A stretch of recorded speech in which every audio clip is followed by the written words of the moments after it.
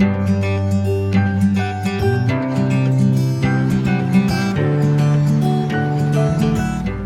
वालेकुम and welcome back to my channel. कैसे हैं आप सब लोग? आई होप कि आप सब ठीक होंगे और मज़े में होंगे। आज की वीडियो जैसा कि आप लोग जानते ही हैं कि प्रेगनेंसी और डिलीवरी से रिलेटेड है, तो मैं टाइटल में भी लिख दूंगी क्योंकि होता है कभी छोटी बच्चियां या बच्चे देख रहे होते हैं वीडियो, तो उन्हें पता चल जाए कि ये वीडियो उनके किसी काम की नहीं है। एक्चुअली मुझे काफ़ी टाइम से रिक्वेस्ट आ रही थी कि मैं इस टॉपिक पे वीडियो बनाऊं और अपना एक्सपीरियंस भी शेयर करूं आपके साथ, लेकिन पता नहीं क्यों मैं डिले कर रही थी। और अभी 2 दिन पहले मेरी एक काफ़ी पुरानी सब्सक्राइबर हैं जो जर्मनी में होती हैं अपने हस्बैंड के साथ, तो उनके मैसेजेस आए। एक्चुअली उनकी नेक्स्ट मंथ डिलीवरी है और काफ़ी परेशान थी कि अम्मी नहीं है, फैमिली नहीं है, कैसे होगा सब कुछ, क्योंकि फ़र्स्ट बेबी होता है ना, तो हर कोई परेशान हो जाता है। खैर, मैं कोशिश करूँगी कि आज की वीडियो देखने के बाद उनकी परेशानी काफ़ी हद तक कम हो जाए, और आई एम श्योर कि काफ़ी और लड़कियां भी होंगी जो सेम सिचुएशन से गुजर रही होंगी, तो उनकी भी थोड़ी सी हेल्प हो जाए। अच्छा, वीडियो मैंने जल्दी में ही बनाई है, तो टाइम ही नहीं मिला कि मैं पाकिस्तान से पुरानी पिक्चर्स मंगवाती। तो कुछ पिक्चर्स मैंने पुराने फ़ोन से ली हैं, कुछ फ़ेसबुक अकाउंट से ली हैं, और ये वाली पिक्चर जो है ना, ये मेरी अम्मी ने व्हाट्सएप पे डीपी लगाई हुई है, तो वहाँ से मैंने ली है। ये पिक्चर अमान की है जब वो आई थिंक 3 या 4 दिन का था, और क्योंकि फ़र्स्ट बेबी था तो फुल प्रोटोकॉल मिला मुझे। मैं पाकिस्तान में रहती थी तब, और मेरी मदर इन लॉ तो बहुत ज़्यादा केयर करती थी, बेड से उतरने ही नहीं देती थी बिल्कुल। और मेरी अम्मी तो बस एक ही बात करती थी कि डाइट जो है ना वो प्रॉपर लेनी है, क्योंकि खाने पीने को बिल्कुल भी दिल नहीं करता था। लेकिन मेरी अम्मी कहती थी कि चाहे वॉमिट आती है तो आने दो, लेकिन खाना स्किप नहीं करना, और हेल्दी डाइट लेने से ही आपकी अपनी हेल्थ भी ठीक रहती है और बेबी भी हेल्दी होता है, तो बाद में आपको फिर प्रॉब्लम नहीं होती। क्योंकि सेहतमंद बच्चा हो ना तो उसको पालना भी आसान होता है, और अगर बच्चा वीक हो तो कोई ना कोई प्रॉब्लम, कोई इशू रहता ही है। तो बस यही सब सोच के मैं खुद को मोटिवेट करती थी और बैलेंस डाइट लेती थी। और दूसरा, मैं वॉक भी बहुत करती थी, क्योंकि काम वगैरह तो कोई मुझे करने नहीं देता था। तो बस मैं हर थोड़ी देर के बाद ना अपने रूम में ही थोड़ी सी वॉक कर लेती थी, क्योंकि तब भी मुझे फिक्र होती थी कि कहीं मैं खा खा के मोटी ना हो जाऊँ। अच्छा, मान के होने के बाद मैंने ज़्यादा वेट गेन नहीं किया था बिल्कुल भी, बस थोड़ा बेली फैट था, और वो भी जल्दी ही ख़त्म हो गया था, क्योंकि डिलीवरी के 3 मंथ्स के बाद मैंने डॉक्टर से पूछ के तो वर्कआउट स्टार्ट कर दिया था, और कुछ ही महीनों में मैं अपने नॉर्मल साइज़ में आ गई थी वापस। लेकिन जब आयतल होने वाली थी ना, तब मैंने थोड़ा पुट ऑन किया था, और डिलीवरी के बाद मुझे याद है मैंने अच्छी खासी स्ट्रगल की थी वेट रिड्यूस करने में। तब तो मुझे ऐसा लगता था कि मेरे पुराने कपड़े अब मुझे कभी भी फिट नहीं आएंगे, लेकिन काफ़ी ज़्यादा मेहनत करने के बाद जब आयतल 1 साल की हुई थी ना, तब मैंने अपना वेट काफ़ी रिड्यूस कर लिया था। अच्छा, मेरे तीनों बच्चे ही सिजेरियन हुए हैं, हालांकि कोई ख़ास कॉम्प्लिकेशंस भी नहीं थी, और पहले तो हर चीज़ नॉर्मल होती थी, बस लास्ट टाइम पे पता चलता था कि सी सेक्शन होगा। और आयतल और अमान क्योंकि पाकिस्तान में हुए थे, तो वहाँ पे आपको पता है ट्रेंड है इस तरह से। तो यही मैं आपसे कहूँगी कि डॉक्टर चूज़ करते हुए ना बहुत केयरफुल हों, और हमेशा कोशिश करें कि नॉर्मल हो डिलीवरी, क्योंकि पहले तो इन चीज़ों की इतनी समझ नहीं थी, लेकिन अभी समझ में आता है कि नॉर्मल डिलीवरी जो है ना, उसके कितने ज़्यादा फ़ायदे हैं, और सी सेक्शन के बाद बहुत ज़्यादा इश्यूज़ होते हैं। अच्छा जी, अब हम पाकिस्तान से अमेरिका आ जाते हैं, क्योंकि अली जो है वो अमेरिका में बोर्न हुआ था, और इसके बारे तो मैं बहुत ज़्यादा एक्टिव रही थी। मैं सारे घर के काम भी करती थी, दोनों बच्चों को भी देखती थी, और अपनी भी केयर करती थी खुद ही, क्योंकि कोई और ऑप्शन नहीं थी। और जिस माहौल में आप रहते हैं ना, आप फिर वैसे यूज्ड हो जाते हैं, आपको इतनी प्रॉब्लम नहीं होती। और जो भी लोग फॉरेन कंट्रीज़ में रहते हैं और अपनी फैमिली से दूर हैं, परेशान हैं कि कैसे डिलीवरी होगी, तो इतनी परेशान होने की कोई भी बात नहीं है, क्योंकि यहाँ पे बहुत ज़्यादा केयर करते हैं हॉस्पिटल्स में, आपको किसी की ज़रूरत ही नहीं पड़ती। और यहाँ हॉस्पिटल्स में ना खाना बहुत मज़े का देते हैं। हालांकि मेरा वेजिटेरियन फूड आता था, लेकिन फिर भी काफ़ी वैरायटी होती थी और मज़े का फूड होता था। तो ये बेस्ट पार्ट है, और इसे आप लोग खूब इंजॉय करना।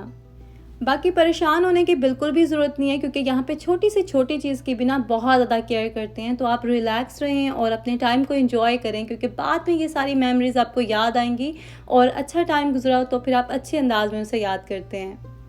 अच्छा, यहाँ के डॉक्टर्स और नर्सेज बहुत ज़्यादा कोऑपरेटिव होते हैं, तो कोई भी इशू आप उन्हें बताएं और वो आपको डिटेल में आंसर भी करेंगे और आपको सेटिस्फाई करेंगे। और हॉस्पिटल बिल्स के बारे में भी फ़िक्र करने की इतनी ज़रूरत नहीं है, क्योंकि जितने भी फॉरेन कंट्रीज़ हैं ना, सब इंश्योरेंस लेते हैं और वही कवर करती है। और जिनकी लो इनकम होती है उनके लिए स्पेशल कुछ प्लान्स होते हैं, तो आप डॉक्टर से इस बारे में डिस्कस कर सकते हैं। कुछ लोग पूछ रहे थे कि बेबी बैग जो होता है जो हम हॉस्पिटल लेके जाते हैं उसमें कौन-कौन सी चीज़ें हमें साथ लेके जानी चाहिए। तो उसके लिए भी आपको हॉस्पिटल वाले एक लिस्ट देते हैं। अगर आपको नहीं मिली है लिस्ट तो आप खुद से भी पूछ सकते हैं या फिर आप गूगल पे सर्च कर लें कि जिस हॉस्पिटल में आप जा रहे हैं वहाँ पे वो आपको क्या-क्या प्रोवाइड कर रहे हैं। वैसे इतनी ज़्यादा चीज़ें ले जाने की ज़रूरत नहीं होती क्योंकि हॉस्पिटल वाले आपको खुद ही सब कुछ प्रोवाइड करते हैं और अच्छा खासा स्टॉक होता है आपके रूम में, जो चीज़ आपको जितनी चाहिए आप यूज़ कर सकते हैं। अच्छा जी, बाकी बातें हम बाद में करते हैं। पहले मैं आपको अपडेट्स दे देती हूँ कि आजकल यहाँ पे क्या हो रहा है। तो बच्चों के स्कूल क्योंकि ओपन होने वाले हैं, तो उसी सिलसिले में आजकल तैयारी हो रही है। तो पहले हम गए थे बच्चों के यूनिफ़ॉर्म्स लेने क्योंकि टाइम पे अगर यूनिफ़ॉर्म्स ले लो तो आपको साइज़ेज़ मिल जाते हैं, वरना बाद में आपको साइज़ ही नहीं मिलता। मुझे पता है कि आप कुछ लोग सोच रहे होंगे कि अमेरिकन स्कूल्स में तो यूनिफ़ॉर्म चाहिए ही नहीं होता, तो आप क्यों ले रहे हैं? तो अमेरिका में state to state different law है, ठीक है? तो कुछ स्टेट्स में स्कूल में यूनिफ़ॉर्म रिक्वायर्ड होता है और कुछ स्टेट्स में स्कूल में जो कैजुअल कपड़े होते हैं बच्चों के उसी में ही जाते हैं स्कूल। हम जहाँ पे रहते हैं यहाँ जितने भी स्कूल हैं सभी में यूनिफ़ॉर्म रिक्वायर्ड होता है, तो इसलिए हम यूनिफ़ॉर्म लेते हैं बच्चों के और बच्चे यूनिफ़ॉर्म पहन के स्कूल जाते हैं। हाँ, शूज़ में ये है कि उनकी अपनी मर्ज़ी होती है, कोई भी स्नीकर्स टाइप शूज़ जो होते हैं वो पहन सकते हैं। जैसे पाकिस्तान में होता है ना कि ब्लैक शूज़ हों और पॉलिश किए हुए हों, उस तरह से यहाँ कुछ नहीं होता। यहाँ पे स्कूल स्टार्ट होने से पहले आपको सप्लाई लिस्ट देते हैं स्कूल वाले, तो आप अपने बच्चे के ग्रेड के हिसाब से उसकी सारी सप्लाईज़ लेते हैं और टीचर को प्रोवाइड कर देते हैं और पूरा साल वो सारी सप्लाईज़ वो बच्चा यूज़ करता है और जो भी बच जाती हैं साल के एंड में वो आपको रिटर्न कर देते हैं। तो अभी हम लोग अमान की स्कूल सप्लाईज़ लेने आए थे और उसके बाद क्योंकि वॉलमार्ट में आए हुए थे तो ग्रॉसरी करना भी ज़रूरी था मेरे लिए, क्योंकि काफ़ी टाइम हो गया था मैंने ग्रॉसरीज़ ही नहीं की थी और काफ़ी चीज़ें घर में ख़त्म हो रही थी। तो बस ग्रॉसरीज़ की मैंने। इस बार तो मैंने ग्रॉसरी लिस्ट भी नहीं बनाई थी, वरना हमेशा मैं पहले लिस्ट बनाती हूँ और उसके बाद ग्रॉसरी के लिए जाती हूँ। तो इस बार क्योंकि प्लान ही था, पहले हम सप्लाईज़ लेने ही जा रहे थे और फिर बाद में मैंने सोचा कि ग्रॉसरीज़ भी कर लेती हूँ, फिर दोबारा से आना पड़ेगा। क्योंकि स्कूल सप्लाईज़ हमने जल्दी से ही ले ली थी, इतना ज़्यादा रश नहीं था, वरना जब स्कूल ओपन होने वाले होते हैं ना उससे जो पहले का 1 वीक होता है, इतना ज़्यादा रश होता है कि आपको थोड़ी-सी भी चीज़ें लेनी हो ना 2-3 घंटे लग जाते हैं। तो हमेशा अगर टाइम से थोड़ा पहले ही आप चीज़ें लेके रख दें तो आपकी टाइम की भी बचत हो जाती है। दूसरा ये कि आपको हर चीज़ आसानी से मिल भी जाती है, वरना बाद में ये होता है कि कोई चीज़ मिल नहीं रही, कोई चीज़ मिसिंग है और कोई चीज़ जैसे आप चाहते हैं वैसे ही नहीं मिल रही। खैर यहाँ पे ग्रॉसरी सारी डन हो गई थी तो हम चेकआउट कर रहे हैं और चेकआउट करने के बाद भी वेट करना पड़ा क्योंकि मेरे हस्बैंड गए हुए थे किसी काम से और इसीलिए टाइम था तभी मैंने ग्रॉसरी कर ली थी। इधर आ जाओ अली, क्या है आपके बैग में बताओ? What do you have in your bag? Can you show me?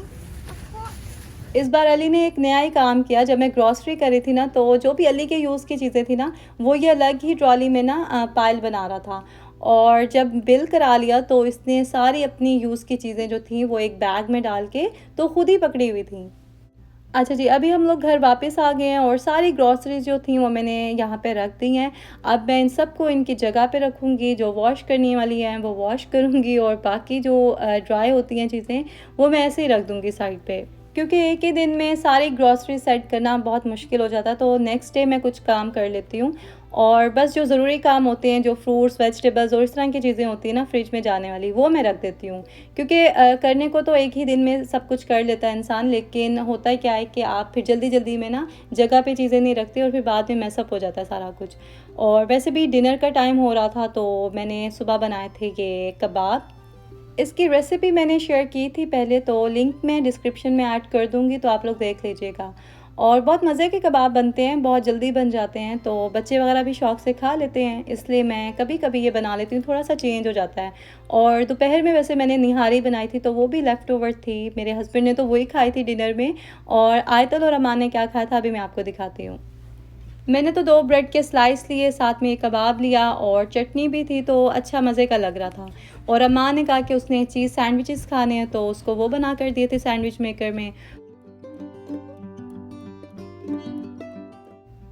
आयतल को जो बर्गर स्टाइल में सैंडविचेस होते हैं ना वो अच्छे लगते हैं, तो उसको फिर मैंने इस तरह से बना के दिया था ताकि ये भी आराम से खा ले और उसके बाद मैं बाकी ग्रॉसरीज भी सेट कर लूँ। और अली जो है वो कुछ भी नहीं खा रहा था एज़ यूजुअल, तो उसके लिए फिर मैंने अलग से कुछ बनाया था। कभी कभी जब अली ना खा रहा हो ना कुछ भी तो मैं उसको ओट्स के पैनकेक्स बना के देती हूँ। उसकी रेसिपी भी मैं आपके साथ शेयर करूँगी जल्दी ही, क्योंकि अच्छे बन जाते हैं और बच्चे खा भी लेते हैं। ये तो थी हमारी डाइट। अब मैं आपको जल्दी से बता देती हूँ कि प्रेगनेंसी में आपको किस तरह की डाइट लेनी चाहिए और डिलीवरी के बाद कैसी डाइट होनी चाहिए कि आप जल्दी से रिकवर कर लें। अब चाहे आप वेट रिड्यूस कर रही हैं, वेट गेन करना चाहती हैं या फिर मसल्स बिल्ड करना चाहती हैं, आपको हेल्थी और बैलेंस डाइट ही लेनी है, क्योंकि बैलेंस डाइट जो है ना वो आपकी ओवरऑल हेल्थ को इम्प्रूव करने में हेल्प करती है। तो जो भी आप करना चाहते हैं बिल्कुल करें, लेकिन हेल्थी वे में करें ताकि आपको बाद में प्रॉब्लम ना हो। तो कुछ चीज़ें जो आपने अवॉइड करनी है जैसे कि शुगर, ऑयल और जंक फूड। इसके अलावा ये जो पिक्चर्स मैं आपके साथ शेयर कर रही हूँ ना, इसमें बहुत अच्छे से एक्सप्लेन किया हुआ है कि कौन सी चीज़ें आपने प्रेगनेंसी में अवॉइड करनी है और कौन सी चीज़ें आपके लिए बेनिफिशियल हैं। तो जो चीज़ें आपके लिए ठीक नहीं हैं वो आप ना खाएं और जो चीज़ें आपके लिए बेनिफिशियल हैं वो आप ज़्यादा यूज़ करें। इसी तरह से इन चार्ट्स में ये बताया गया है कि जो मदर्स खुद फीड करा रही हैं बच्चों को, उनकी डाइट कैसी होनी चाहिए। तो आप इनके स्क्रीनशॉट्स ले लें जो भी आपके मतलब की पिक्चर्स हैं और डिटेल में फिर उसको देखें और नोट कर लें अपनी नोटबुक में। अब जो लोग वेट गेन करना चाहते हैं वो ये सब चीज़ें ज़्यादा यूज़ करें ताकि वो हेल्थी वे में वेट गेन करें, उनको बाद में कोई हेल्थ इश्यूज़ ना हो। और इसी तरह से जो लोग वेट रिड्यूस करना चाहते हैं वो ये सब चीज़ें अपनी डाइट में ज़रूर ऐड करें ताकि उनको वेट रिड्यूस करने में हेल्प हो। अच्छा, जो लोग अपना वेट मेंटेन करना चाहते हैं और साथ में मसल्स ग्रो करना चाहते हैं, अपने बॉडी को थोड़ी सी शेप देना चाहते हैं, वो इन सब चीज़ों का यूज़ ज़्यादा करें और अपना डाइट प्लान खुद ही बनाएं। आई होप कि आज की वीडियो से आपको थोड़ी बहुत हेल्प तो हो गई होगी। बाकी अगर आप चाहते हैं कि मैं डिटेल में इस टॉपिक पे वीडियो बनाऊं तो मुझे कमेंट सेक्शन में बताइएगा और अपना बहुत ज़्यादा ख्याल रखें। आपसे मिलूंगी मैं बहुत जल्द। अल्लाह हाफिज़।